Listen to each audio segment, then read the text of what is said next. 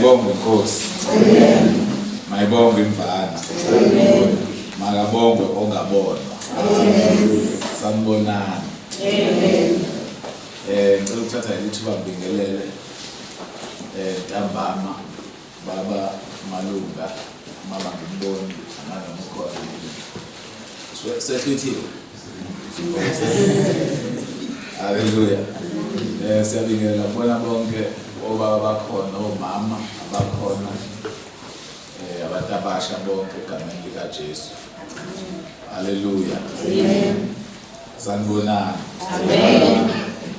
Siyambonga kakhulu uNkulunkulu ukuthi namhlanje sikhona la kule nkonzo emnandi kangaka.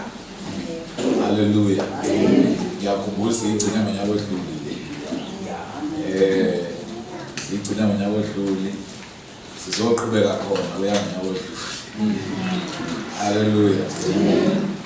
Ayikho into emnandi njengokuhlangana kanje. Ngicela umangaliso siza ngala ngithi imangaliso kwayona ke amathomoyile. Neyofrexwa. Lena eyezwi. Hallelujah. Ngoba kubalulekile ukuthi sithomoye sichwechwe sibuye sidle izwi. Hallelujah. Ngoba izwi kaNkulunkulu ilona elakha umuntu. Amen. Kwesinye isikhathi sibuye sikhohle na ukuthi sizelene esontweni. Sihlanganelana. Kube mnandi nje mase sigida kube nje sigcina sikhohle ukuthi fanele silalele uNkulunkulu nokusho kwakhe. Ukhanya khona. Oh glory. Siyabonga ukuthi umfundeli wami wala ukhona. Mhlambe before siqhubeke ngiyacela nje sivule incwadi uLuka chapter 2. Okuka Luka chapter 2. Umfundele khanye uverse 40 bakho. Luke chapter 2 verse 40. Lo nyaka esikuwona unyaka uNkulunkulu asiphe wona njengonyaka we-increase. Hayi ufunda uhleli phansi khaya. Unyaka asiphe wona njengonyaka we-increase. Nikhona abazalwane. Masikhuluma nge-increase, khuluma ngezinto eziningi ezithinta ukwanda, sikhuluma ngokukhula. Masikhuluma nge-increase sikhuluma ngokuthi umuntu ahlale ndawonye la kade ekhona previously. Unyaka lo uNkulunkulu asihlelele wona ukuthi sikhule kuzona zonke izinhlaka zempilo. Nikhona abazalwane. uNkulunkulu siphe izinsika eziyishumi nambili 12 njengebandla lase-Ark Fellowship Center International. Lama pillars awu-12 abaluleke kakhulu ukuthi uma singafocusa kuwona impilo zabantu ingashintsha, zishintshe for better. Hallelujah. Ngiyacela ungifundele sisibani verse 40. Wakhula umntwana waba namandla wagcwala ukuhlakanipha nomusa kaNkulunkulu wawuphezulu kwakhe. Wakhula umntwana, likhuluma ngoJesu la. Ukuthi uJesu naye wazalwa njengawo wonke umuntu. But lithi iBhayibheli wakhula umntwana. Ngoba uma sifika even ekukholweni akufunakala sifike sihlale sime ndawonye. Kodwa fanele sikhule. La okade ukhona ngonyaka odlule. Kulonyaka phela tshengisa ukuthi usukhulile. Noma uyakhula. Nikhona abazalwane. Singahlali nje ndawonye asikhule. So lithi iBhayibheli uJesu naye wakhula. Awuliphinde futhi khanya abalizwana kahle. Wakhula umntwana waba namandla wagcwala ukuhlakanipha. Wakhula waba namandla wagcwala ukuhlakanipha. And ukuhlakanipha abazalwane awukwazi ukuvele ukuthole nje. Kukhona izinto ekufanele ukuthi udlule kuzona, fanele ufunde ukuze uthole ukuhlakanipha. Ukuhlakanipha akhiwe esihlahleni. Amen. Hallelujah. So njengoba sihlangene lana fanele sihlangane siphume kune wisdom esikhona kumuntu nomuntu okhona la. So even uJesu ke naye wadlula kuyona le process lithi wakhula, he grew. Hallelujah. Wakhula. So fanele sikhule thina as umzalwane, as individuals. Fanele sikhule njengebandla lakwamaphutha. Fanele sikhule njenge Ark Fellowship Center International iphelele yonke, fanele sikhule. Singami ndawonye. Ngoba once angakhula sama ndawonye sizoxabana. Kuyaxabanisa ukungakhuli. Hallelujah. Muke nje wabamfishana wangakhula uthi uyihambela wabona abantu bebuku bengathi bahleba ngawo. Yini inkinga ukuthi awukhuli. So nathi njengebandla kubiza ukuthi asikhule. Nawe uqobo lwakho kubiza ukuthi khula, because ukuze sikhule njengebandla fanele nathi as individuals sikhule futhi. So lithi iBhayibheli uJesu wakhula. UNkulunkulu bekubiza ukuthi naye akakhule. Hallelujah. Verse 52 wakhona uthini wona? uJesu waqhubeka ekuhlakanipheni nasekukhuleni. Awesilungu athi he increased in wisdom. Hallelujah. Lesizulu lithi waqhubeka. iKing James lithi he increased. Ngoba makunyaka we-increase, if uJesu increased, now fanele increase futhi. So lithi lana he increased in wisdom. Increase ehlakanipheni. And the wisdom is one of our pillars. Is one of 12 pillars zasebandleni lakithi ubuhlakani. So umzalwane iba umzalwane onobuhlakani. So kunezingxenye zempilo ekufanele ukuthi umuntu akhule kuzo. And namhlanje ngizokhuluma nani ngenye yalezi ingxenye zempilo ekufanele ukuthi sikhule kuzo. Awuphinde futhi khanye verse 52. uJesu waqhubeka ekuhlakanipheni ukhona phethe King James ndosi ngiyakwazi ukuphathe isifundiswa wena.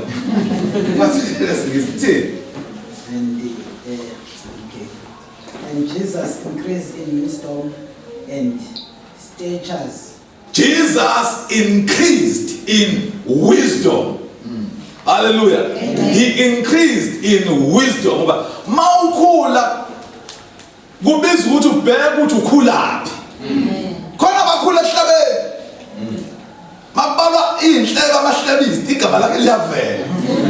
Because ukhula lapha, and once now spend isikhathi namahlabisi. Ugcina na usuyihlabisi.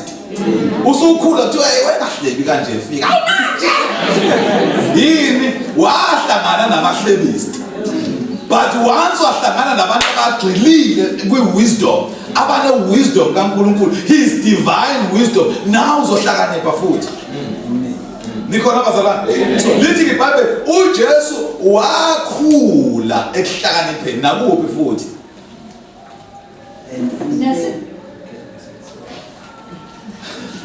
Usafuna ukuqhubeka.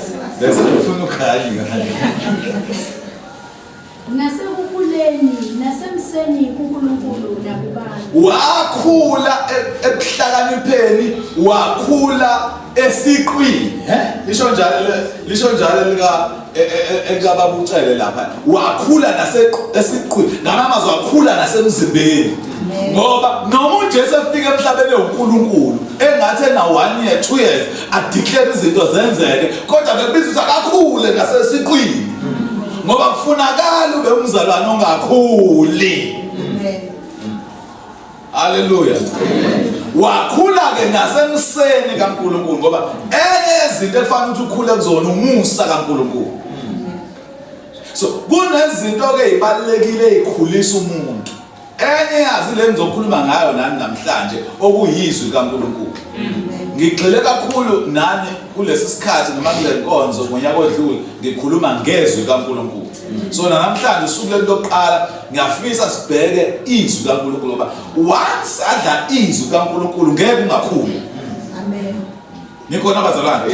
And into le uJesu expect ukuthi asikhule. Expect ukuthi asikhule. And ngelinye ilanga uthi awumfundele uJohn 21. Fundela uJohn 21 khaya. Ungiqalele mhlawumbe noma ku verse 14.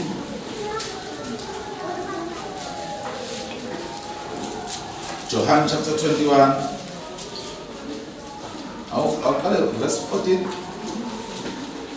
uJesu weza wathabatha isinkwa wabapha nezinhlanzi futhi. Lokho sekungokwesithathu uJesu ebonakaliswa kubafundi esevukile kwabafileyo. 15. Khona sebedlile uJesu wathi kuSimoni Petro, Simoni kaJona, uyangithanda kunalabo. Ngiyakhumbula bazalwane ukuthi uPetru waphika uJesu angithi. Amen. uPetru wamphika uJesu. Ekade etsheliwe ukuthi uzomphika iqhude lingakakhali. So uPetru wamphika uJesu. And uJesu befuna ukuthi lo kuyaphika kwakhe phikwa uPetru akakulungisi. Sizwana bazalwane akakulungisi. And ekulungiseni kwakhe lithi iBhayibheli wambuza umbuzo. Uthini khani? Simoni kaJona, uyangithanda kunalaba na? Yeah. Wathi kuye, yebo Nkosi. Uyazi wena ukuthi ngiyakuthanda.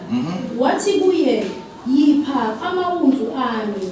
Wabuye wathi kuye ngokwesibili, Simoni kaJona, uyangithanda na? Wathi kuye, yebo Nkosi. Uyazi wena ukuthi ngiyakuthanda. Wathi kuye, yalusa izimvu zami. Wathi kuye ngokwesithathu, Simoni kaJona, uyangithanda na? uPetro wadabuka ngokuba wathi kuye ngokwesithathu, uyangithanda na? Wathi kuye, Nkosi, wazi konke wena, uyazi ukuthi ngiyakuthanda. uJesu wathi kuye, yipha izimvu zami. uJesu uma ethuma uPeter umthuma abamalunga ngento yokuthi ifanele akhulise izimvu zakhe. Sizwana bazalwane. Okokuqala uthi Simoni kaJona uyangithanda yini na? Uthi uSimoni, yebo Nkosi ngiyakuthanda. Uthi yipha amawundlu ami. Amen. Njengoba silana nje sizopha amawundlu aNkulunkulu. Ngikhona abazalwane. Because the responsibility yethu as pastors ukufida umhlambi kaNkulunkulu. Sufida ngani? Sufida ngezwi. Amen. Izwi ka once wadlizwi kaNkulunkulu mancane amathuba ukuthi ungangakhula. Futhi awukwazi ukungakhula mawudlizwi kaNkulunkulu. Hallelujah. Amen. Umbuzo wesibili. Uthi Simoni kaJona uyangithanda na? Uthi yebo ngiyakuthanda. Uthi alusa izimvu zami. Uma ubheka umbuzo wokuqala uJesu uphendule ngokuthi fida amawundlu ami. Iwundla ngithi ivese encane. Okwesibili usethi yalusa izimvu zami. Ngamanye maseyifidiwe seyizokhula ingabusaba iwundlu kodwa zibe izimvu eseyidinga ukwaluswa. Kunzima ukuthi ube umfundisi ulusa abantu abangakhulile. Because ubalusa be amawundlu bakhala njalo bakumakhaza nje bakumakhaza. I'm happy ukuthi ngithole la ngingaka namhlanje iwundlu lihlele ekhaya libasihithe ekhaya. Iwundlu phela lincane phela likhona abazalwane alikhulile.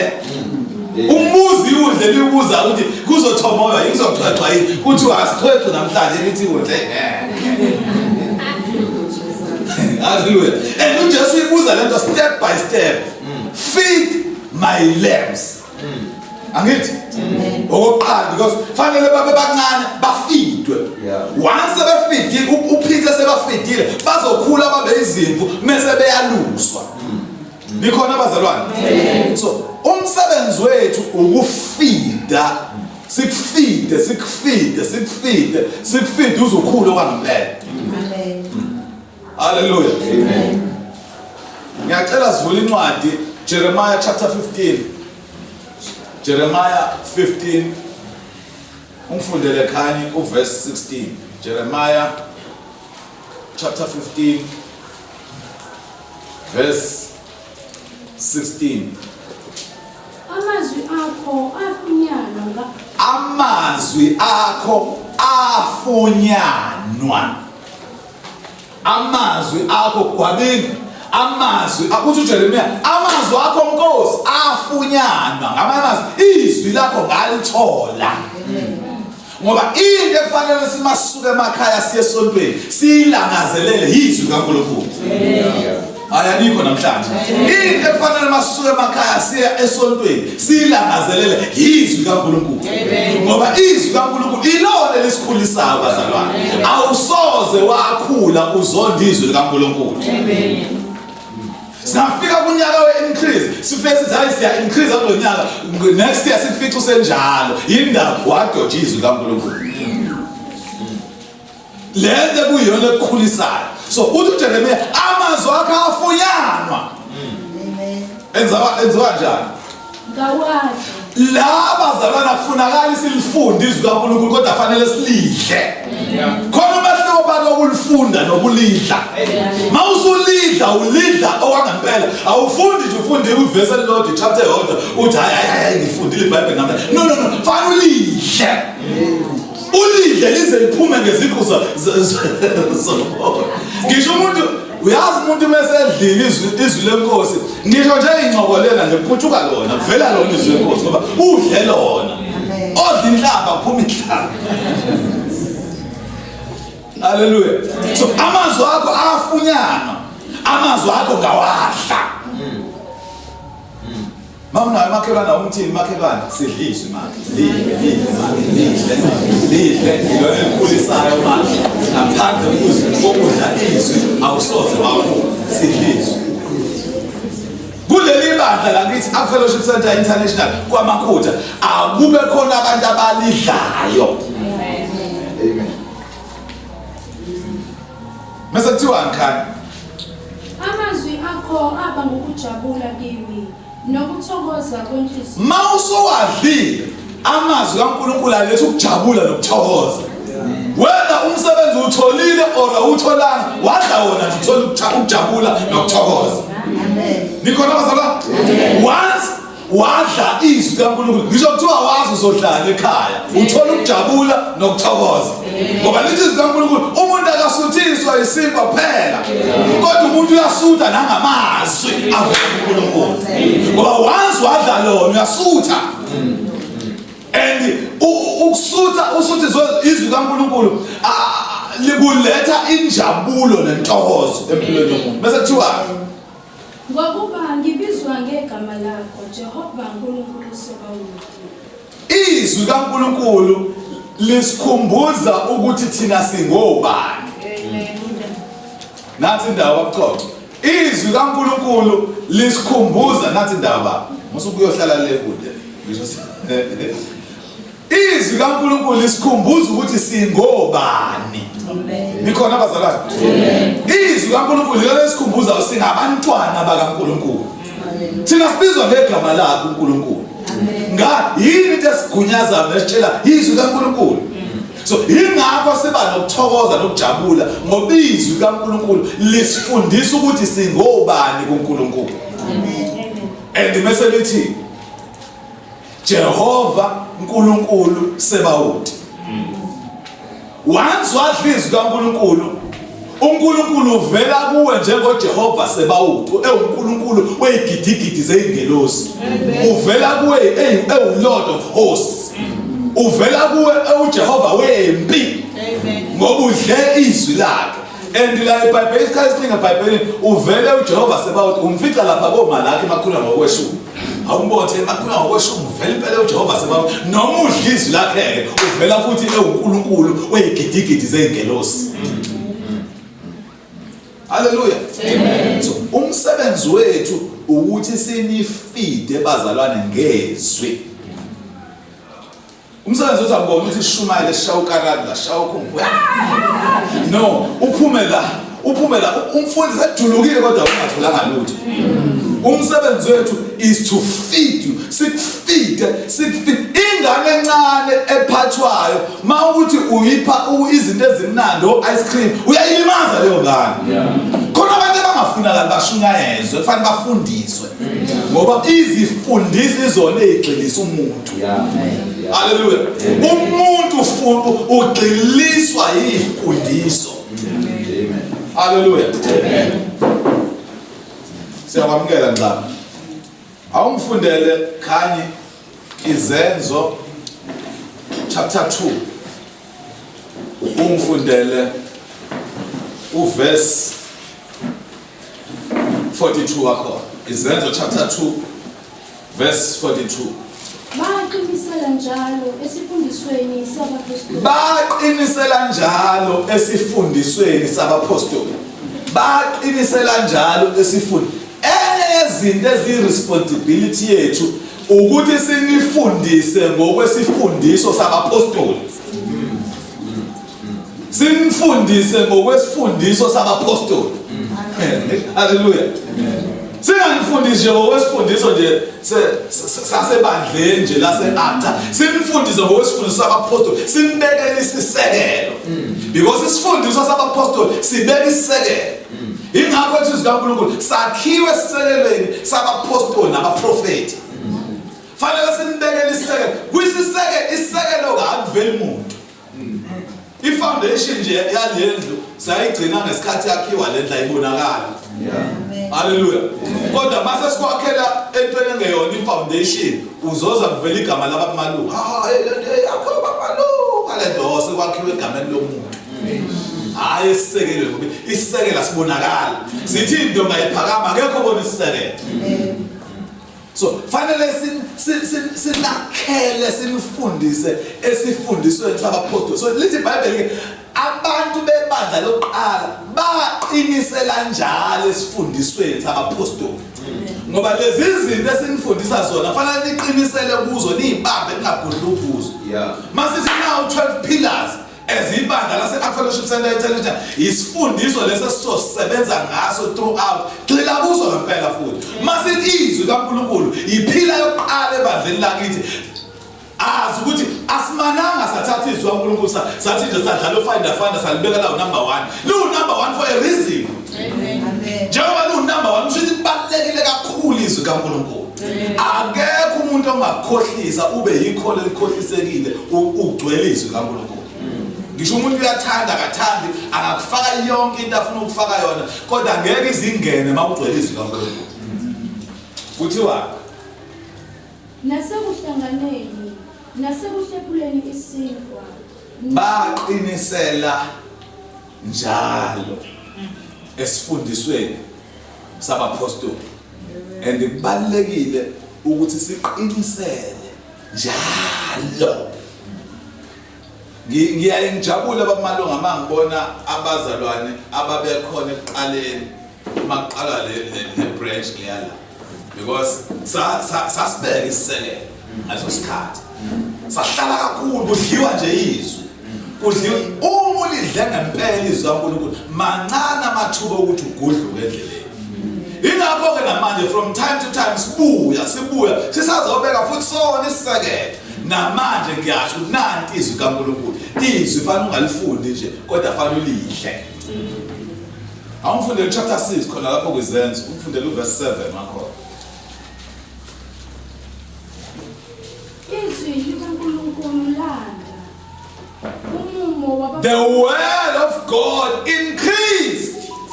Landa. Ngoba njengoba sikholwa nesiphila omunye umsebenzi kufanele ukuthi siwenze mase silidlile izwi kaNkulunkulu ukulandisa futhi. Nikhona abazala? Oh yes, ukulandisa izwi kaNkulunkulu lande. Ngoba uma izwi kaNkulunkulu siligcina thina, ligcina lisebenza thina nje kuphela. Kodwa izwi kaNkulunkulu engathi ungalidlulisela nakwabanye abantu. Ngiyakubona ngomanye isho ngale qhuba indaba. Salwane qhuba indaba. Lalithi akusiyona yakho le ndaba. Jesu le ndaba. Qhuba indaba. Mzalwane qhuba indaba. Ngoba indaba fanele siyiqhube. Ilona izwi kaNkulunkulu liqhubisa indaba. Hallelujah. Thiwani landa. Umumo wabafundi wakhula eJerusalema. Babuhadebe into ekhulisa ibandla akuzona intshumayelo. Into ekhulisa ibandla izifundiso izwi kaNkulunkulu lenza abantu bande. Nikhona bazalwane because ingqondo yethu ithi fanele sipringane sishumayele ukuze abantu beze cha abantu bayafika impela afika athi umuntu ayibe kumnandi aphinda ahambe singaphinde simbone but once ahlala phansi sadla izwi kaNkulunkulu izwi kaNkulunkulu ilona elenza umsebenzi thina sesingasekho eduze kwakhe izwi kaNkulunkulu ilona lekwenza ulangazelela uphinde ubuye next Sunday uphinde ubuye next Sunday ngoba usukuthi engabe uzobe efundisa ngani babalunga this Sunday kwenza ukuthi uphinde ubuye and mawuye esontweni mawuye enkonzweni awuye enkonzweni uphathe iBhayibheli uphatha ngisho into yokubhala mina uqobo lwami nje nanoma ubani umuntu oshumayelayo ngiphatha into yami yokubhala ngiyabhala because izwi akulona lo muntu elikaNkulunkulu akusho konke ubhala amakhuluma usinya pastor kuphela ubhala ngisho ukukhuluma abantu ngoba ilithi iBhayibheli izwi kaNkulunkulu alihambi libuye lilambathe alihambi libuye lingawenzanga umsebenzi lama verse esiwafunda la kusho ukuthi uhlakaniphe ngempela makwazi kwabamba nje ayusukuyi computer vele udlula ngisho Solomon so lithi iBhayibheli izwi kaNkulunkulu landa umumo wabafundi wakhula in numbers ngamazwi kwaba ne church growth ngesikhathi spread the word ngesikhathi kwanda the word of God kwaba isikhathi la kwaba khona i-church growth ebandleni lokuqala lezenzo ngamazwi izwi kaNkulunkulu lakhe church growth that is why ngiba happy njalo mangibizwa la njalo ngaso sonke isikhathi mangibizwa ngalezi ikhathi ngize la ngiba happy ngempela ngoba ngiyazi kahle ukuthi abantu abasuke benanela izwi kaNkulunkulu ngisabuya futhi ngisabuya kuyo mama ngiyabuya hayi ke leyo ke ngisho ngathiwa nginendlela enzima kanjani le abesifazana ngikwazi ukuthi ngingabuyi ke ngoba ngisuka kude kamnana le abesifazana haleluya ngizokwenza ngisokupheka haleluya ngesikhathi kwandizwi kaNkulunkulu ingesikhathi lithi iBhayibheli kwanda nebandla kwakhula nebandla kwane church growth in numbers and kwane church growth spiritually because izwi kaNkulunkulu liletha leyo growth in numbers and spiritual fanele sikhule ngokwezibalo fanele sikhule futhi ngokamoya into ekhulisa umuntu izwi kaNkulunkulu uqedile khaya nesixuku esikhulu sabapristi salalela inkomo nesixuku esikhulu sabapristi salalela ngoba abantu balalela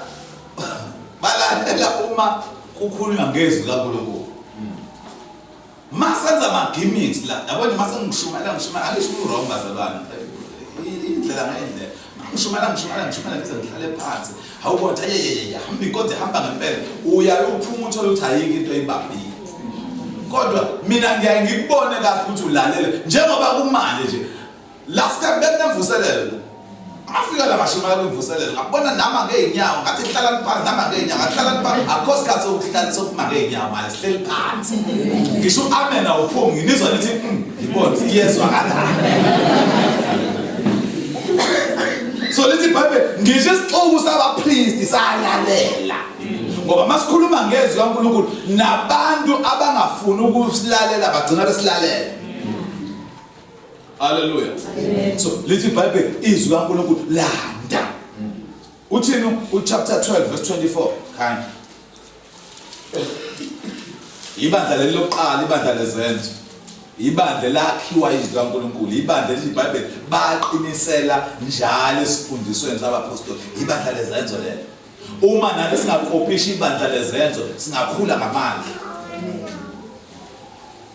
lithi iBhayibheli ngesikhathi uPetro ngesikhathi kwehla umoya ongcwele abantu badakiwe labantu ekusenganga lithi iBhayibheli uPetro waqala ukufundisa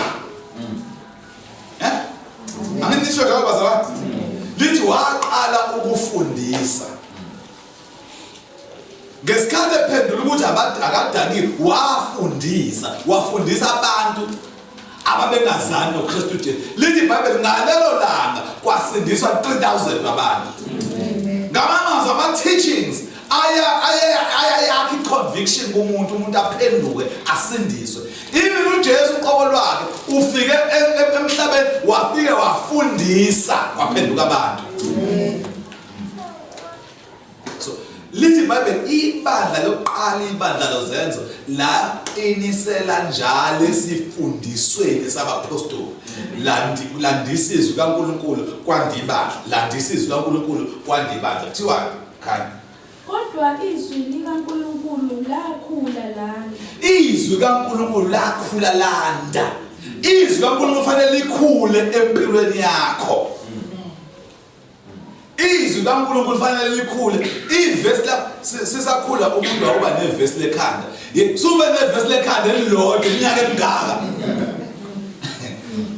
Alikhule. Ube namavesi nje nawe ekhanda, ube namavesi ekhanda. Awuthi mawucabanga ivesi liqhume ekhanda ngoba uyalidla izwi kaNkulunkulu. So lithi iBhayibheli izwi kaNkulunkulu lakhula landa. And abantu ekufanele balandise izwi kaNkulunkulu ithini? Akufunakala lande nje phela. Uthi chapter 19 verse 20. Akufunakala lande, fanele silandise ngamandla, fanele liphume ngamandla futhi. Fanele liphume ngamandla. Uthini verse 20? Kanjalo izwi landa ngamandla enkosi lanqoba. Izwi landa unyaka wa-increase lo bazalwane. Kunyaka wa-increase asingasho ukuthi hayi lo nyaka wa-increase engathi bangangiyosela isalari emsebenzini cha nawe yandisa izwi kaNkulunkulu. Ulandise ngamandla. Amen. Njengoba ngesonto edlule kade kuhlangene abantu abasha nje la. Ngale yana futhi kade kuhlangene ingoba sidala senzasandisa izwi kaNkulunkulu ngamandla. Isikhathi asikho bazalwane, asikho isikhathi. Ithuba elincane silitholayo asilithole sigxisha izwi kaNkulunkulu umuntu sifide umuntu uyozube ilento uNkulunkulu afuna ukuthi ube yiyo. Uyazi ukhona umuntu ongaphenduka this year. Simfide simgxisha izwi kaNkulunkulu simfide lona kube khona owaphenduka ngo-2015 ongalidla izwi kaNkulunkulu oyifundelayo nje uphatha iBhayibheli ngesonto makuyo esontweni. Ukukhula kwena kuzofana. Lo osindiswe this year ofidwa ngezwi kaNkulunkulu uyokhula ngamandla. Lo waya asale ishishe balasa sasontweni. Ngoba akayidli lento efanele ukuthi ayidlile. Ngisho ngala abajima bathi bejima bequbula insimbi bedla no powder. Thina powder wethu nawo izwi kaNkulunkulu. Hallelujah. Sidla lo powder lo izwi kaNkulunkulu. Efana nathi sikhombisa amamasela kamoya. Amamasela kamoya uwathola ezwini kaNkulunkulu. Amen. Ukuthi ungakanani spiritually kudetermine ukuthi udleka kangakanani izwi. Akudetermine ukuthi wafika ngophi unyaka esontweni. Ukufika ngonyaka othi izakusiza umuntu esontweni. Into esiza ukuthi udleni.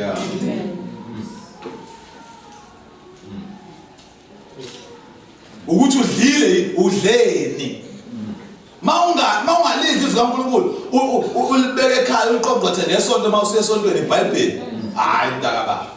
Musuhamba la kuFacebook wamphikisana nabo bonke abantu yeka abantu bakuFacebook ngaba bakusiza ngani ukuthi futhi le nonsense abayikhuluma lapha kuFacebook nawe uzoyithola usuphakathi kuyothi uPaul basala khona abantu okuzungathi ngavutshela ukuthi musu ukubhala izinto kuFacebook ngoba uyikhombisa ukuthi ukuhlala nabukho khona umuntu omhloniphayo umhlonipha until abhale kuFacebook ubona bengithi uyazi lo muntu kanti akazi lento ayibhala phela akazi lutho. Khona izinto uagiwisha kanti uyayi-expose. Abanye abakutsheli babuka nje bathi kanti seyiwudlu le. So lithi iBhayibheli izwi kaNkulunkulu lakhula ngamandla lanqoba. Because into enza njengoba lithi lanqoba kusho ukuthi la libele likhulu liza ngoba khona abantu efanele siyifake lento siyifake. Ngithi njengoba ngikhuluma nje abenqapha yedwa ngaphakathi yabo ngijoba ngikhuluma nje abenqapha yedwa ngisakhala lo muntu yabazadala ukuthi ayisikhathele lo muntu hawu nakusazobe sabena nakusasa yethu uyena abadinwa nje umuntu adinwa kodwa lithi iBhayibheli lanqoba ngoba kukhona impi ekhona kuwena ngaphakathi elwa nalo izwi kaNkulunkulu kodwa phela ngosuku mawulidla izwi kaNkulunkulu lizonqoba. ingakho kufanele ulidle kusikhathi ulidle kungesona isikhathi ekugcineni liyogcina linqobile. Amfundele isho ngathi sithembile. Amfundele ekhanye amahubo 105. Amfundele uverse 18. Bazalwane niyazini ukuthi nike nize liculeni sikwahlala phansi kwahlele. Lithini kwahlala phansi? Kwahlele kwenziwa kanjani futhi? Kwagqitha ngani futhi? Uyabona? Leyo nto leyo iqiniso. Lithi sikaNkulunkulu ngakwazi, angithi? Ngakungcwelisa, angithi? Ngakwenza umprofeti. Uyazi ukuthi kugcwele abaprofeti la abangcweliswe uNkulunkulu besaseyiswini zawona. Uyabona? uNkulunkulu abangcwelisa. Izimo zempilo ohlangabezana nazo nobunzima bempilo akukususi lento uNkulunkulu ayibeka ngawo. Nikhona bazalwane. Izimo ukuxakeka kwempilo akuyisusi icebo likaNkulunkulu ngempilo yakho. So noma ngabe iziphi izinto zempilo inkinga zempilo ohlangabezana nazo azikahle kamhle kodwa icebo likaNkulunkulu lingevinjwe. Lingevinjwe umuntu icebo likaNkulunkulu ngempilo yakho. Kuthiwa khaya balimaza izinyawo zakhe ngamaketane waboshwa ngensika kwaze kwaba yisikhathi elagcwaliseka ngaso izwi lakhe izwi likaJehova lamhola. iBhayibheli bazalwane likhuluma indaba enkulu kakhulu. Abazi kahle bathi le ndaba ekukhulunywa ngayo la indaba oyithola kuGenesis chapter 40. Ikakhulukazi lapha ko verse 15 la elikhuluma khona ngoJoseph. Ukuthi uJoseph uNkulunkulu wayenecebo ngoJoseph nikhona abazalwane. Kodwa kwabiza ukuthi uJoseph akayetilongweni. Ungena kaJoseph etilongweni kwangalicisha icebo likaNkulunkulu ngaye. Nikhona abazalwane. And uNkulunkulu wabuka ngena etilongweni. Ungena kwakhe etilongweni it was still part of the plan. Kukhona inkinga odlula kuzo njengamanje lezo inkinga namhlanje ngiyakutshela it's part of the plan. Lithi baba kwangilungela bangihlushwe ukuze ngazi imiso zakhe. Khona abantu abangasoze bazazi imiso zakhe until baze bahlushwe. Ukuhlushwa kwenza ukuthi ubone izinto ngenye indlela. Nikhona abazalwane. Wahlushwa kwenza ukuthi ubone izinto ngenye indlela. Futhi inkinga umuntu ohlushwa mase banamaqhubu. Ngoba ushutha akaboyibona izinto ngenye indlela. Haleluya. Manje usuhlushiwe uthotshiswe. Uthotshiswe ukwazi ukubona izinto ngenye indlela ngeso likaNkulunkulu. So uJoseph uyithola saboshiwe esengena etilongweni kodwa icebo likaNkulunkulu lisekhona. Uyithola uJoseph ethi umkaPotifa ungibambile. Kwasala ngisho ingubo yakhe angithi. Uma ngicabanga ukuthi uJoseph wabanento ethi lento engayiphupha lento engayibona ngabona izithumo zikhothamele sami ngabona ilanga lenyanga kungikhothamele lezo zinto lezo futhi ayisekho inkosi uma inkosi ngikhulumele nami uNkaPotifa ethi ngimbambile angimbambanga ngikhulumele uNkulunkulu wathula iplan kaNkulunkulu ngaye ayisoloku ikhona kodwa khona boshwa ngamaketane. Lithi izwi likaNkulunkulu la esifunda khona lithi until kuze kufezeke icebo likaNkulunkulu ngaye.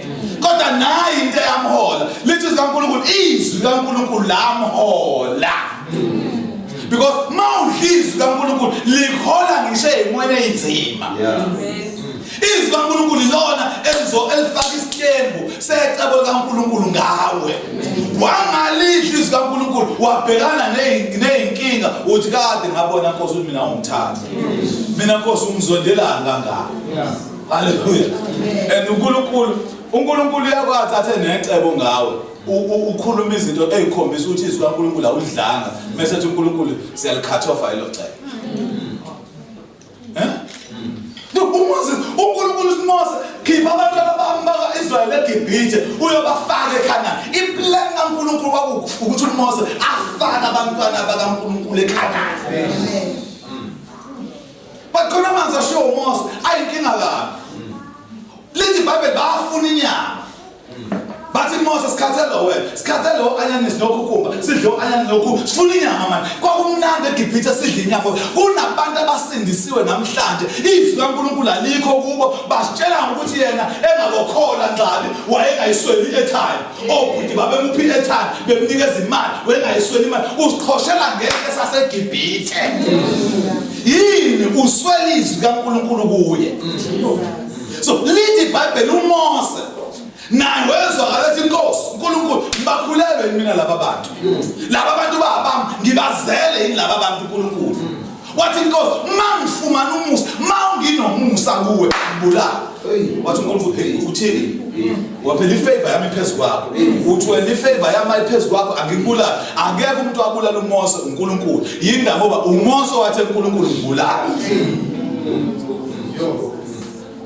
fanele udlizwe kaNkulunkulu ukuze mawukhuluma into right ungakhuluma into ephambene noNkulunkulu ngikhuluma nani lapho imvuselelo ngesikhathi sinemvuselelo few months 2 months back sabheka indaba yomuntu elithi kaNkulunkulu wamvala umlomo uNkulunkulu ukuze angakhuluma wayesembona ukuthi lento aseqala evula umlomo ukhuluma into engekho angivele ngimvala umlomo manje ngingamniki ithuba lokukhuluma abantu bagcina bekhuluma into engekho negative ngempilo yabo kanti mawudlizwe kaNkulunkulu uthi udlule inkingeni lithi kaNkulunkulu ngiyinhloko mina ngiwona umsini izwi kaNkulunkulu lithi let the weak say I'm strong izwi kaNkulunkulu lithi let the poor say I'm rich wena meke nje esontweni bangahlabelelisa uthi thina sihlatshelisa ngoba siyiphuwa wena oyishoyo let the poor say I'm strong I'm rich hallelujah so lithi iBhayibheli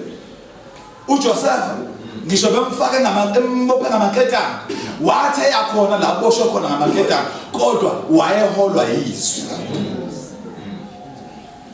into idlile iyona ekholayo ngisho ezimweni ezima nikhona basela awufundele ekhaya Jeremiah chapter 1 Jeremiah chapter 1 umqalele from verse 9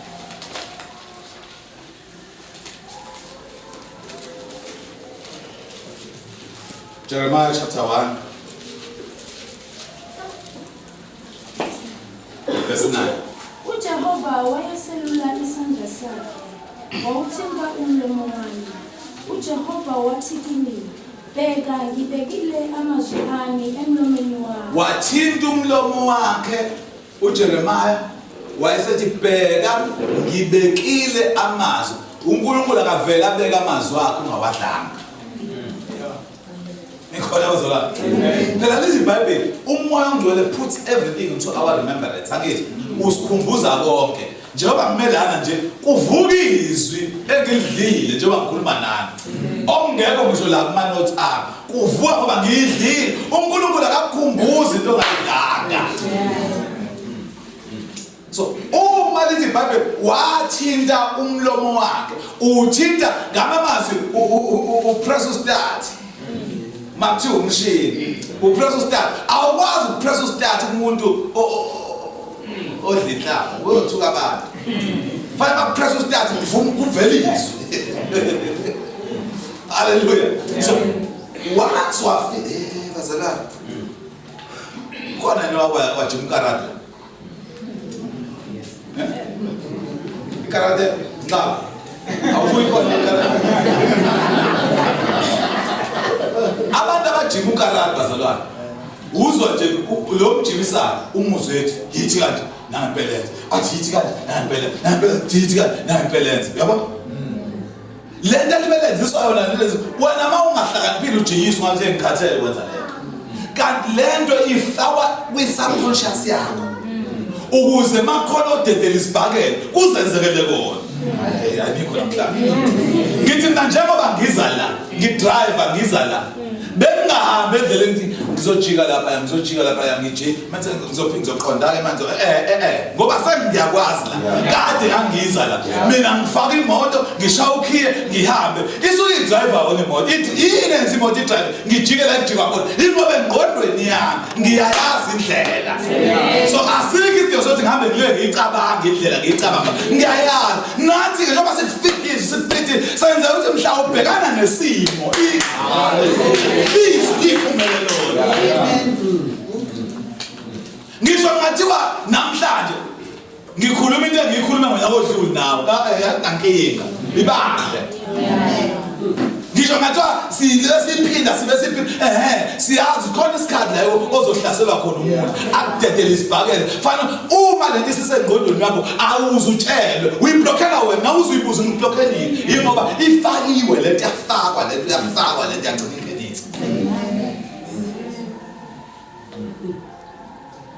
Ingakho umuntu umeke enyangeni azi nginambona labantu abayenyangeni sikade siphila naye umuntu sikhula naye ehamba angiyazi bese kuye enyangeni fana afundise ukuhamba emdala ena 50 years asukade sihamba naye meke wayenyangeni mase buya uzothiwa usavalelwe usafundisa ukuhamba for 2 weeks yini ingoba le bese ngaseke i-force of gravity le sesebenza enye force lapha la kade khona. So ubazi lapho mangiya lapha emuva ngivele ngithi uyihambekele ngilapha mase ngibuya nje ngithi manje la uyothi usowaphansi bizi kufanele uthola ama-physiotherapists akufundisa ukuhamba ukuthi sihamba kanje la sihamba unyathele kubona ngathi hayi ibhalansi awuyiluzi impela uyahamba jwaye nakusasa siyabuya futhi ukuze ukujwayele ukuhamba ukuze mase ingene lento yokuhamba mase kuthiwa hamba vele nje ngoba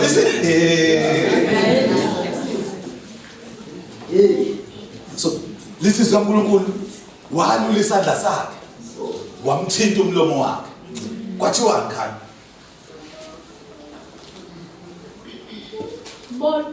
bona ngiyakubeka namuhla phezulu kwezizwe naphezulu kwemibuso ukusiphula namhlanje mangila ngiyadeclare kuwena ngiyakubeka namhlanje phezulu kwezizwe zonke. Izwi kaNkulunkulu elikithi ilona elenza ukuthi uNkulunkulu asibeke endaweni ye-authority, endaweni of power. Because once waba kwi-seat of authority ungazi ukuthi awucabange kuthiwa isilo samabandla lesisakithi uMesuzulukazi lithi uma kuthiwa nje uhleli lapha esihlalweni akangasifanatiki uthi kuthiwa uzothatha kube khona abasebemfundisa yabona-ke uma ukhuluma nabantu uthi abantu bakababa noma uthi abantu babo uyengaphela nelungelo ukuthi my people uye kuphela manje nawe njengomntwana kaNkulunkulu haleluya njengomntwana kaNkulunkulu fanele uma ubekwe kule seat of authority obekwa kuyona uma ubekwa kuyona wazi ukuthi ngomlomo uyadala uma wazi ngomlomo uyadala usho into enegative hawu nje bakuthiwa kuhlangana ebusuku nje thina sinamadolo nkosi umuzi usho into enegative uyilimaza wena. So lithi iBhayibheli ubekiwe ke ngesihlalo obekwa kusona ubekelwe ekhaya kuthiwa ubekelwe ubekelwe awuqale phansi ukuthi ubekelwe bona ngiyakubeka namuhla phezulu kwezizwe naphezulu kwemibuso. Ubekwa phezulu kwezizwe naphezulu kwemibuso. Asikho isizwe sikwahlulayo wena njengobula awukho umbuso kwahlulayo. Even izwe labo moya uyabusa wena uyarula even in the spiritual realm ngisho wena ingakho mawuxawa izinto ukhinga izinto yebo ukufonela umfundisi declare izinto udluza izinto wena ubekiwe ungaphezulu. Lithi iBhayibheli kuko konke we are more than conquerors. Singaphezulu kwabantu hayi abafundisi hayi abavangeli sonke nami nawe singaphezulu kwabantu we are more than conquerors. Amen. If kuthiwa uSathane unama-conquerors thina we are more than conquerors singaphezulu kwabo. So lithi iBhayibheli liyakukhumbuza namhlanje ubekiwe phezulu kwezizwe phezulu kwemibuso yonke ubekelwe ukuthini ukusiphula nokudiliza. Ubekelwe ukusiphula nokudiliza.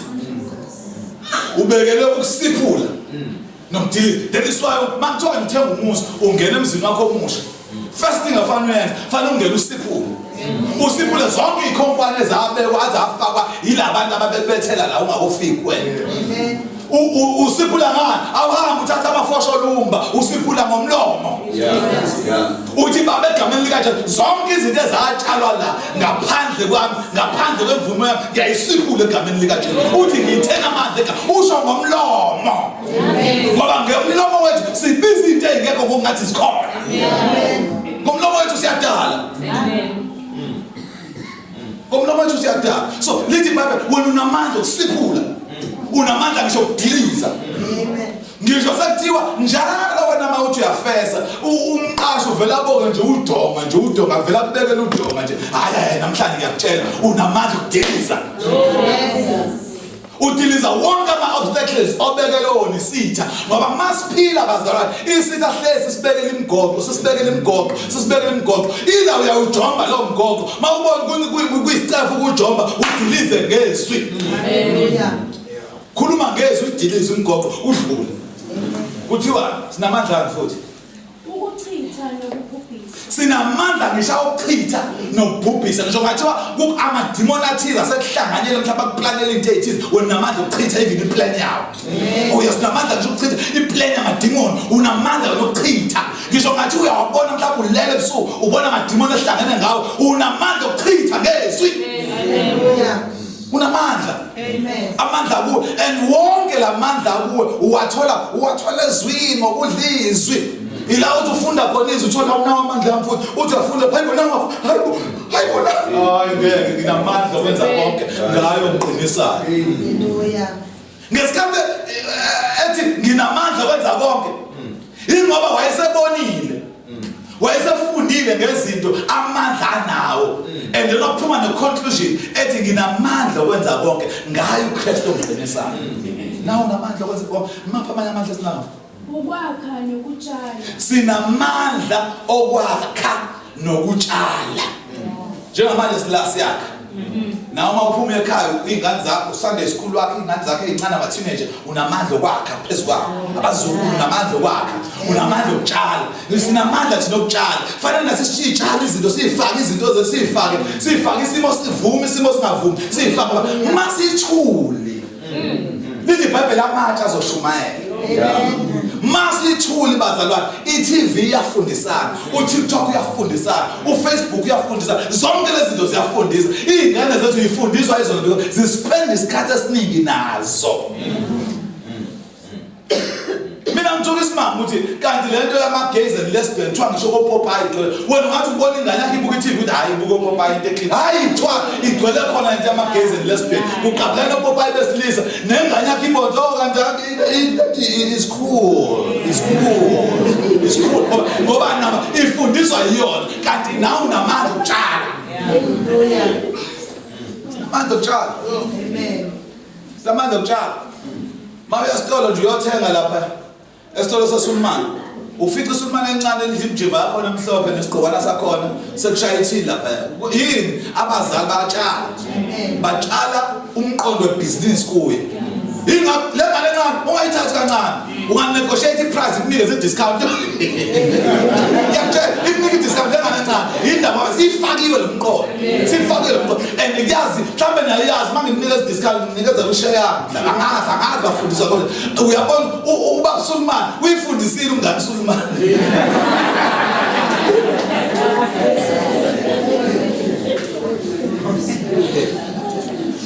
oh hallelujah sinamandla ngisho ukutshala qhubeka khaya izwi likaJehova lafika kimi izwi kaJehova lafika kimi ngoba kunzima ukuhamba ngaphandle kwezwi likaJehova nikhona abazalwane yes kunzima ukuhamba ngaphandle kwezwi likaJehova lithi izwi likaJehova laphinde lafika kimi lithi lathi Jeremiya ubonani na ngathi ngibona igatsha lamalimoni ngoba ukubona komuntu odlizwe kaNkulunkulu nokubona komuntu ongadlanga kufana amen siyezwana bazalwane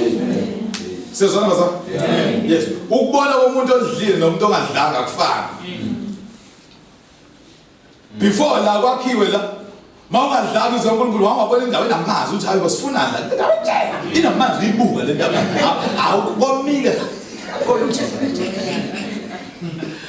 hallelujah kuthiwa wayesethi uJehova ubone kahle ngoba inkinga yethu ukufuna ukuhamba siplease abantu kunokuhamba siplease uNkulunkulu abantu bayancoma mina ngayifundisa into yokuthi angayifuni ukuthatha incomingi evela kubantu ngambamba incomingi evela kuNkulunkulu ngoba abantu bayakuncoma bekufaka ehlathini niyazi abantu ba-manipulative la enyanga oh yes ba-manipulative umuntu mafuna ukucontrol ukungena ukuncoma athi ayixapha yishumayelile once wakuncoma athi ushumayelile usuyamkweleta umkweleta ukumlalela futhi ukuze aphinde akuncome futhi uyezwa lo ngokuzayo seyokuthetha yabona kanxa ukuthi nokuthi uhamba kanje uzongempela umenda uthi hey bazalwane kanti uzama ukuplease lo waya usecontrol sekubambeke remote control ingakho kubalekile ukunconywa abantu fanele ubheke ukuthi unconywa ubani nosathane uyancomana usathane uyancomana usathane uyinkinga mayizofika kwenu ungadlanga izwi kaNkulunkulu ufika kuJesu wathi ulimi uJesu wathi uJesu kulotshiwe angithi wathi kulotshiwe niyazi ukuthi lamazwi kodwa Nkosi yami ngiyabula lamazwi kaSathane uMusathane esethi Jesu ziphose la ngokuba kulotshiwe ukuthi uyakuyaleza ingeloso zakho zininqaba kusezwini he was quoting the word uSathane was quoting the word usebona ukuthi uJesu bethi kulotshiwe usethi hayi nama ngize nalo ke ya kulotshiwe yabona ingakho nomfana la mema isintombazana uthi hayi ngiyakhoda hayi leBhayibheli lizala nani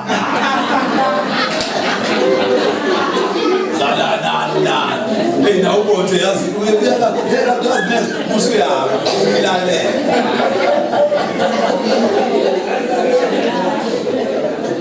ukwathi izwi kaNkulunkulu kuJesu but into ebuhlungu ukuthi akaliqedelanga because mawuqhubeka nalo lithi even unyawo likaJesu liyoma entameni kaSathane so uSathane unkhothi uhafa akaliqedeli ngoba mayeseliqedela lishaya so baleke ukuthi ulidle izwi kaNkulunkulu uSathane nje usefika nawe wena wazi liqedelwa lithiwa so uthi uNkulunkulu ubone kahle ngoba fanele sinconywe uye umuntu ofana sinconywe uye uthi uNkulunkulu ubone kahle usethi ubone kahle ngokuba ngiyakulinda izwi lami ukuba ngileze uthi ubone kahle ngokuba ngiyakulilinda izwi lami ngiphinde ngileze ngiyakulilinda awesilungu asebe lele liphethe undosi lapha lisebenzisa igama elithi ngizakulisheshisa izwi lami ngiphinde ngileze amanye asebenzisa igama elithi ngizakulinda ngamanye amazwi ngizohlala ngibuke izwi lami ngilalela izwi lami ukuze ngiphinde ngileze amanye kodwa athi ngizakulisheshisa izwi lami ukuze ngiphinde ngileze ngamanye amazwi uNkulunkulu ulinda izwi lakhe kuwe ukuze aphinde even when you pray thandaza ngezwi baba wena ushile ezwini lakho wathi celani uthi egameni lami uyayibona le ndaba baba ngabe nomangaliso nami esemncane efunda lapha eGlenwood Prep enganginenkinga oyadela ngoba mangihamba naye so masuke esikoleni baba ngithengele imafini bengathi ngiyamziba ngiyadriver kune garage ngelapha ku Mall Road so mase siyodlula ngakulo locula into mafini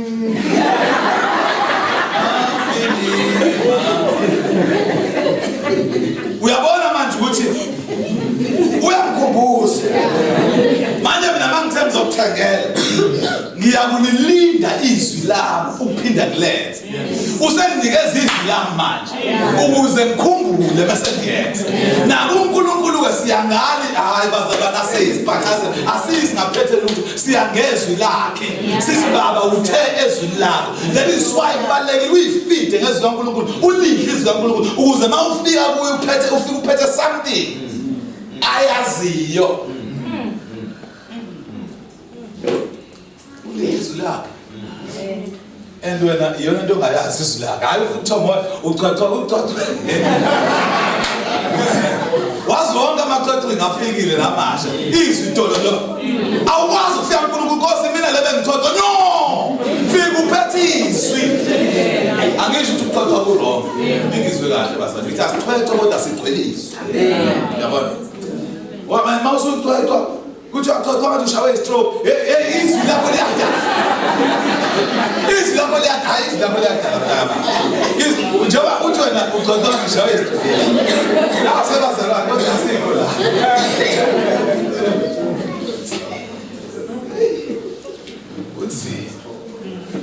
kunzima abazalwane niyabona ukubaluleka kwezwi Amen.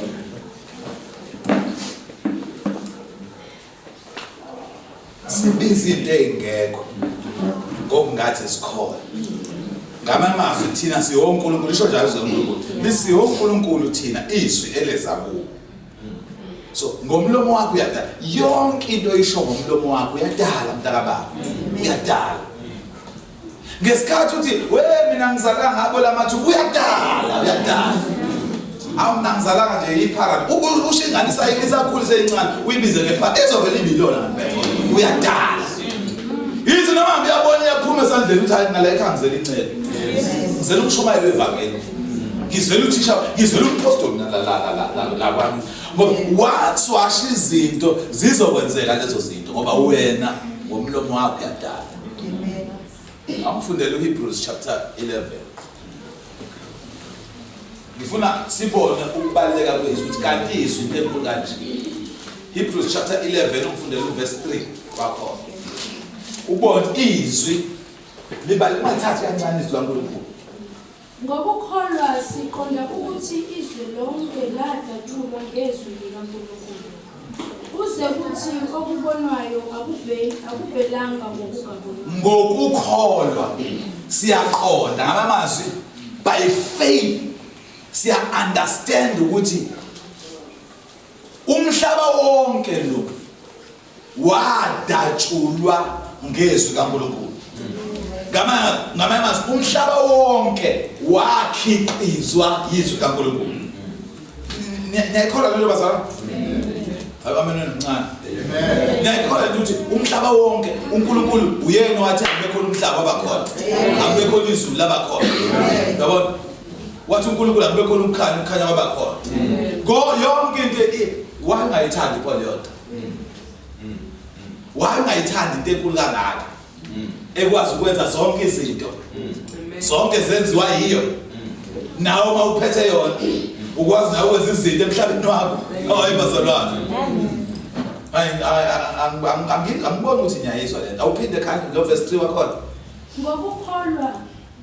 Ngokukholwa siqonda ukuthi izwe lonke ladatshulwa ngezwi. Izwe lonke ladatshulwa ngezwi kaNkulunkulu. Izwe lonke lakhiwa ngezwi kaNkulunkulu. Izwe lonke lakhiqizwa ngezwi kaNkulunkulu. Izwe lo hayi bazalwane. Hayi kulento bazalwane. Uma kanti lo mhlaba esikuwo wakhiqizwa izwi kaNkulunkulu. Izwi kaNkulunkulu lakhe yonke lento masilifaka kithi. Awuboni khona into eyiningi ongayikhiqiza nawe. Uyayibona inkulu kanjani le? Lithi iBhayibheli konke kwenziwa uye futhi konke kwenziwela yena.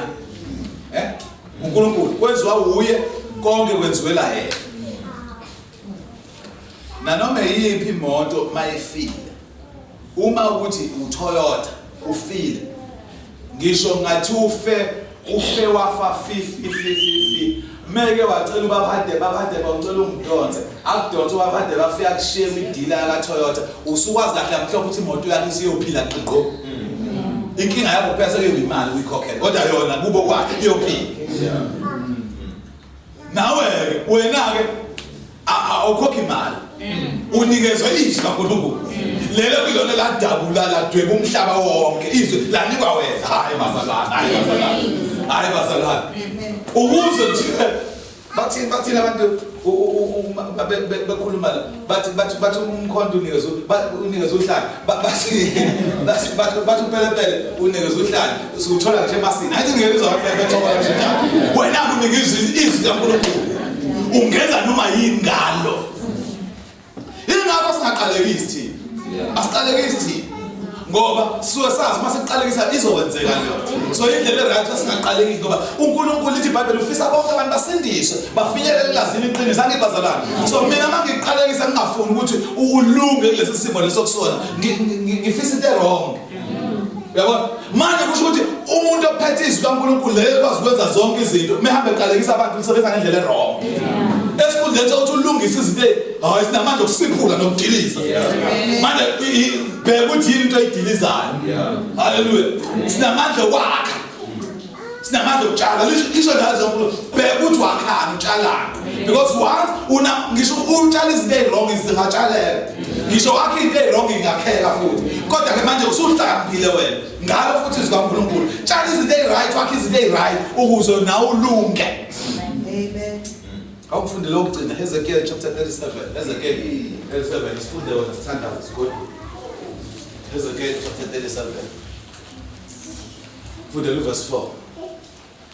Wayesethi kimi profeta phezulu kwelamatha. Siyayazi sonke le ndaba.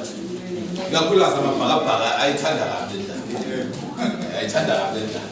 Wayesethi profeta kuphi? Bazalwane imakhaya ngifuna ukukunikeza isithombe ukuthi angifuni kuhle kakhulu la ngifuna ukubona lenzo kube kuyangami bengizolithatha ithambo elinye ngilibeke lapha nginawo umlenze wawula umlenze ngithi ikhanda nanje alilapha ngoba lamathambo awahlangene njengoba kuthiwa profeta phezulu awahlangene nikhona bazalwane elinye lapha aseba amathambo ukube inandos leyo idla nje uyidla uzicabe aseqatshile lamathambo. Haleluya. Uthiwa wayesethi kimi profeta phezulu kwelamathambo. Yeah, ngamama makuthiwa profeta kuthiwa khuluma phezulu kwalamathambo. No, actually lo profeta isho something phezulu kwalamathambo.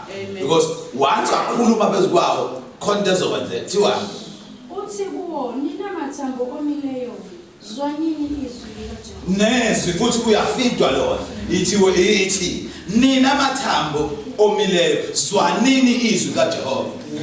There is a reason Xabi uNkulunkulu ethi Ezekiel akatshela amathambo ukuthi awezwe izwi. Because ngaphandle kwezwi ayikho into engenzeka.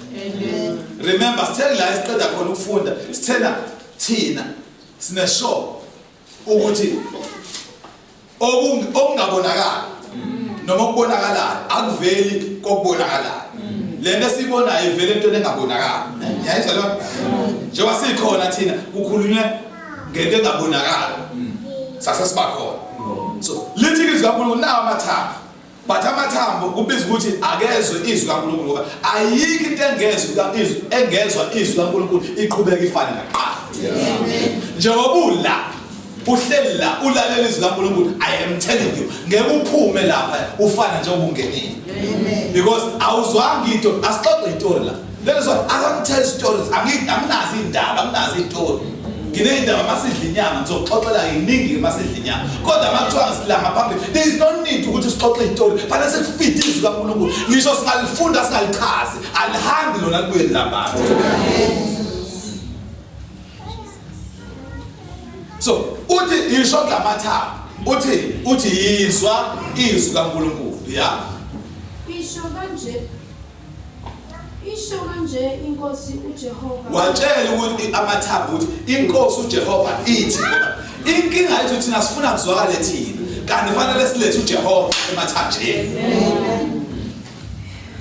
Nikhona bazalwane once alethe uNkulunkulu emathanjeni amathambo ezuNkulunkulu ngisho abantwana bethu abangahloniphi sibayeke ukuthi sithi abalalele thina sibathatha ukuthi wozwe esontweni uzozwizwa kaNkulunkulu mekuyafika la ngisho manje ilapha yana siyakhuluma itofi la siyakhuluma itofi izwi kaNkulunkulu lentakaba lihamba nje ngomdlavuza wena ungaphuma uyithethisa ukuthi bungalalele esontweni bungale kodwa izwi kaNkulunkulu likudla kancane likudla njengoba ingakho kubalekile ukuthi asilethe esontweni zidelele ihlale lapha emuva icofa amafutha kodwa khona la esontweni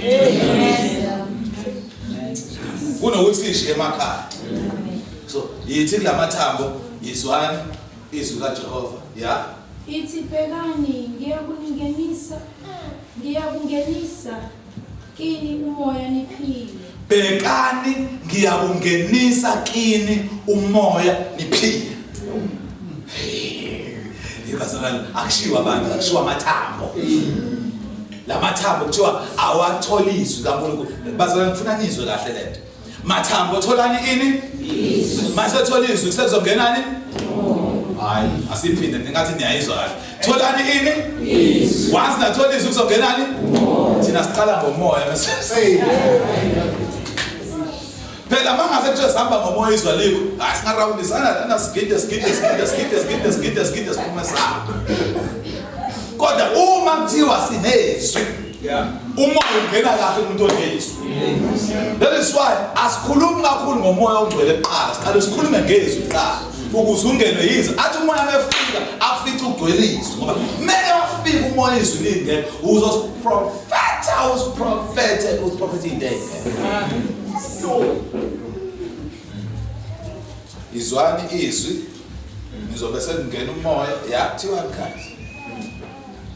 Ngiyakubeka imsipha phezukweni. Mathambo. Ngihluphise inyama phezukweni. Mathambo. Ngiyobeka imsipha kinina. Njengoba amathambo esewomile nje inyama isekho. Amen. But there is only one thing ekwazi ukubuyisa imsipha inyama. Amen. Izwi kaNkulunkulu phela.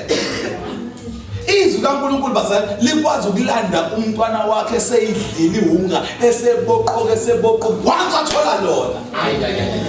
Once wahlizwa uNkulunkulu wathola wasindiswa ushintsha in no time umbone hayibo wagezeka wamuhle manje yini izwi kaNkulunkulu. Amen. Amen. Kuthiwa Ngimboze ngesikhumba. Nginike umoya niphile. Nazi ukuthi nginguJehova. Ngizoqoqa wonke lamathambo ngifake inyama ngifake imisipha ngize ngimboze ngesikhumba as long as nje nizokwazi nginguJehova. Amen. Remember uNkulunkulu wethu uthi uNkulunkulu onesikhwele uNkulunkulu onomona into yakhe enkulu ayifunayo ukuthi azi ukuthi unguJehova. Amen. Kukhona ezinye izimo nezinkingo odlula kuzona kanti uNkulunkulu ufuna nje ukukhumbuza uJehova. Wena ukhala uhamba ukhala kubantu uxoxela abantu entokusini inkinga zakho zonke uye ukubikela yena. Mawufika la kuthina uningikhulekisa kodwa wena uyikhulekeli kodwa Niyazi ukuthi uma maphambo uyakwazi ukufika abantu bamalunga ucela ungikhulekise nenkinga kanje edlala ngawe wena fanele ukhuleke engakhuleki. Mina kodwa angayikhuleke le nkinga yakhe. I expect ukuthi bamalunga afanele umkhulekele. Ayibona ingalungi kanti kukhuleka umuntu oyedwa ngingazwazi. Kuthiwani kanti? Ngaprofetha njengalokhu ngiyaliwe. Usethi Hezekile ngaprofetha njengalokhu ngiyaliwe. Uyalwa yini? Uyalwa yizwi. Iziyalo zonke uNkulunkulu akuyala ngazo uyithola khona ezwini kaNkulunkulu. That is why fanele uthande izwi kaNkulunkulu, fanele ulidle izwi kaNkulunkulu ngoba zonke izinto uNkulunkulu afuna ukutshela zona webazali hlezi uNkulunkulu akazomemeza athi uNkulunkulu babuchongo ngilalele uNkulunkulu efuna ukukhuluma nawe uzokhuluma nawe ezwini lakhe.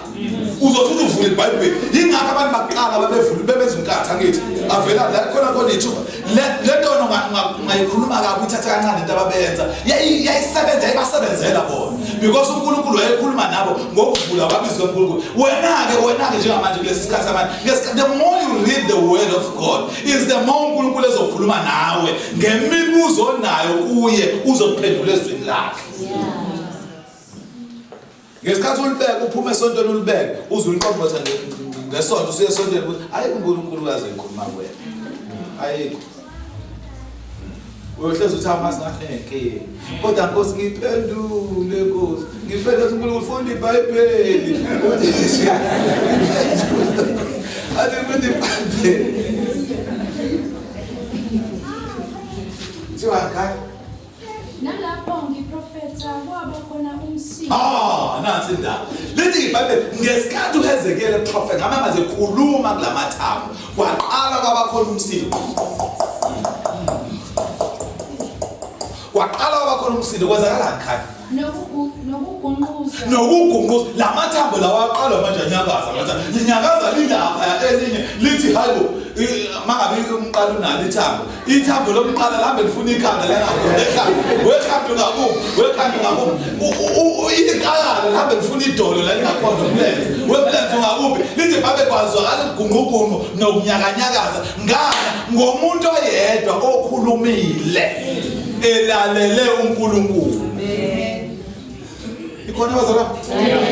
And uNkulunkulu une divine wisdom unobuhlakani bakho phezulu kakhulu. Akayenzi into uNkulunkulu umuntu oyedwa mase abanye sebeyoyibona. Njengoba yenza kuHezekeli nakuthina futhi sina same spirit. Same moya. Sewuye loyo moya. Lo athi ngiyokhuluma ngezwi mase kulandela umoya. Same not same. Lelizwi kuseyilo. Uthi bani? Amathambo asondelana ithambo. Angizayizwa vele. Hayi kungiphikisa ukuthi mangithi ayelinyaka lapha elela. Lithi iBhayibheli asondelana. La suka lilapha ya. La ligijima kule. Hayi bazalwane. Ngithi mina uma kuthiwa uyakofesa. Wathi before uphume ekhaya. Wathi ngiletha izolo lami namuhla lami kusasa lami. Wayangena uNkulunkulu wash wathandaza wathi Nkosi ngiyahamba manje umqashi asithi noma ngabe sibaningi avela aqandelwe yimini. Sisigcwele sibaningi kodwa Nkosi ngifuna ishakina glory yakho inkazimulo yakho Nkosi ayibekile akumethe ngibuka vela koni light. Hayi uyithande ungashonga bamali ngasabathola ukuthi ngicela ukukhuleka cha uyisho lo wena because now unawo amandla. Mawufika uyotufika kunama hundreds abantu umqasha vela kuthini abize wena athi wena lapho uthi bathi abantu beqinile loya bathi abantu loya uthi mhlawumbe wena unakile nje ubona bonke abantu bekhomba kuthiwe lo uthi cela uze la unali pen uthi wena tunali i-notebook uthi wena okay sicela nje sibhale la amagama abantu abawu-100 kulama 100 sifuna nje 100. Hayi usuthola ithuba ngalo mawucaba ngicala ngoba unumber 1. Hayi bengakutshela ukucala ngapha uyaqala ngapha number 1 ethi omunye bhala igama okay ngizokuzwa yini ingoba usubiza izinto ezingekho wayibize ngathi ikhona zabakhona. Usulidlile izwi kaNkulunkulu nala ngena ku ukwazi ukuhlanganisa amathambo izinto ezigqagqele. Umqasho ngamazi nomali naye ongakwazi nokwazi asuke lapha khona ngezwi kaNkulunkulu agijima ngungquza abe efuna wena.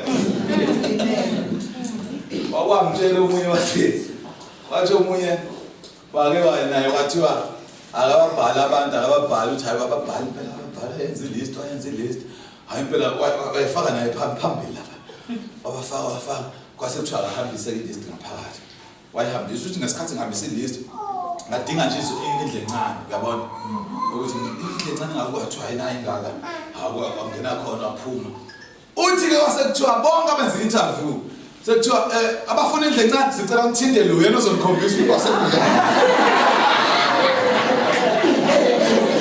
automatically usubaphethe la automatically usubaphethe izinto ekaNkulunkulu hayi baza idlalisi kaNkulunkulu bazalwane uNkulunkulu adabula umhlaba wonke ngezilakhe mina nami mangingalidla kukhona into engizozisho ukuthi azenzeke zibe khona zenzeke suqedile khaya Verse 8. Ngase ngibona bheka kwakukhona imsipha phezulu kwawo wahluma nenyama nesikhumba ivale khangisi let's go to zonke lezi zinto uHezekeli ayitshelwe izwi ayitshelwe uNkulunkulu efika izwi kaNkulunkulu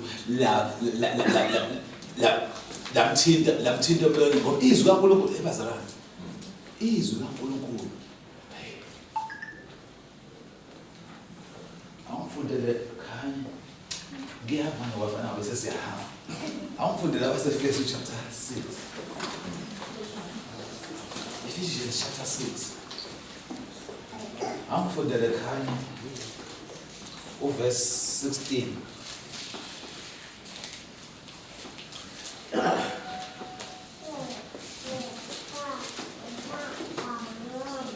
Verse chapter 6. Kukho konke nithathe isihlangu sokukholwa eliyakuba namandla okucima ngaso yonke imicibisholo evuthayo yomuntu. Namukele futhi isigqoko sensindiso nenkemba kamoya eyizwi likaNkulunkulu. Namukele futhi isigqoko sensindiso nenkemba kamoya eyizwi likaNkulunkulu. Le nto yezwi yamukele. Izwi likaNkulunkulu liyinkemba bazalwane. Sezwana bazalwane. Ngamama liyinkemba zonke inkinga obhekene nazo already usunikezwe isodi. Eyizwi likaNkulunkulu okwazi ukugenca noma ngabe yini ezakuwe. Ngisho ngabona umthakathi umbono uthi uyambona umbone ebeka izinto la uzohlula khona. Fika wena ngezwi kaNkulunkulu. Ungasashongo intweni uJob uje ngegama likaJesu. Udlula futhi uhamba uqhubeke nempilo. Angibona kuthiwe le nto inkulu kakhulu le nto kodwa akubona uqhubeka ufike nje nezwi kaNkulunkulu wangalibela ukhathi cha wanje ngegama likaJesu akuJob uqhubeka nempilo thiwa Ngokukhuleka konke nokunusa nikhuleke ngezikhathi zonke ngomoya kulokho nilinde ngesineke sonke nangokunisela abangcwele bonke. lalela qhubeka Ninginxusele na uthi uPawulu nami ngixusela yabona ke lamazwi uPawulu awashoyo ukuthi anxusele ngawo awathathe nawo wabhekise kuwo uthi anxusele ukuthini ukuba ngiphiwe izwi hayi bazalwane umkhule yabona uPawulu lo Pawulu wesimazi obhale more than half weincwadi la kwi-New Testament uthi ngikhulekele nami sikhulekelani Pawulu ngiphiwe izwi kusona zonke izinto Pawulu izwi it's because he knew ukuthi izwi linamandla kwenza konke ukube kwakuwena uyokuthi ngikhulekele babe ne-Range Rover cha uPawulu ufuna izwi hayi bazalwane namhlanje ngicela ukuthi ushintshe indlela ukukhuleka kwakho awukubona izwi njengoba sithi izwi uphila number 1 i-priority kithi izwi kaNkulunkulu ngoba likwazi ukwenza ayikho into engakuhlula ngezwi kaNkulunkulu so uthi uPawulu ngikhulekele ukuthi ngiphiwe izwi ukuthi uthini futhi nxa ngivula umlomo ngize ngishumayele ngesibindi imfihlakalo yethu mangivula umlomo wa usunalo izwi likuwena mawuvula ke manje azi ukuthi uvula uthini because kuyenzeka ube khona umuntu onezwi kaNkulunkulu odlile impela kodwa nimevula umlomo bhede niyazi khona abantu abadlila izwi kaNkulunkulu kodwa njalo yena mevula umlomo ukala abashumayelayo ushumayele kahle ashumayela ngaphethe ipeni lo udlile impela izwi kodwa inkinga wasethola nepeni lo njalo mahade uma ngaphambili uzothi ube right ngade nobe ngekho right udlile kodwa uphethe ipeni lo alenda ayimsebenzeli ngendlela uNkulunkulu amnikezela so uthi uPawulu ngikhulekele ukuze ngiphathiswe izwi futhi uma ngivula umlomo wami ngilikhulume ngesibindi uthini futhi